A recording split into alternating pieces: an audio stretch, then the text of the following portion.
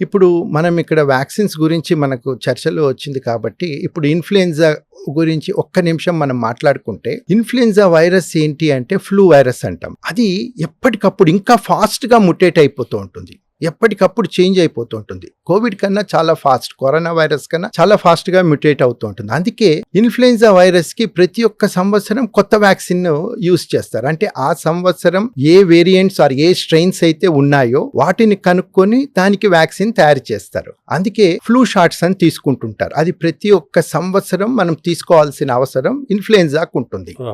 కానీ కోవిడ్ అంత ఫాస్ట్ గా మ్యూటేట్ కాదు. అయినప్పటికీ ఇప్పుడు ఉన్న స్టడీస్ ప్రకారము మనం అప్పుడు తీసుకున్న వ్యాక్సిన్ ఇప్పుడు ఉన్న కొత్త వేరియంట్స్ కు డెఫినెట్ గా మరి పూర్తిగా మనకు డిసీజ్ అంటే మనకు ఇన్ఫెక్షన్ రాకుండా కాపాడకపోయినప్పటికీ సివియర్ డిసీజ్ కాకుండా అయితే ఖచ్చితంగా మనకున్న ఇమ్యూనిటీ ఖచ్చితంగా హెల్ప్ అవుతుందని చాలా స్టడీస్ చెప్తున్నాయి. సో మనకింకా ఇమ్యూనిటీ అది న్యాచురల్ ఇన్ఫెక్షన్ ద్వారా ఉండొచ్చు, మనం తీసుకున్న వ్యాక్సిన్స్ ద్వారా ఉండొచ్చు. ఖచ్చితంగా ఇప్పటికైతే ఇమ్యూనిటీ ఖచ్చితంగా అందరికీ ఉంది. సో ఇప్పుడు వైరస్ కూడా మైల్డ్ ఉన్నప్పటికీ మనకున్న ఇమ్యూనిటీ ద్వారా ఖచ్చితంగా సివియర్ డిజీజ్ ఎవరికైనా వచ్చే అవకాశాలు చాలా తక్కువ.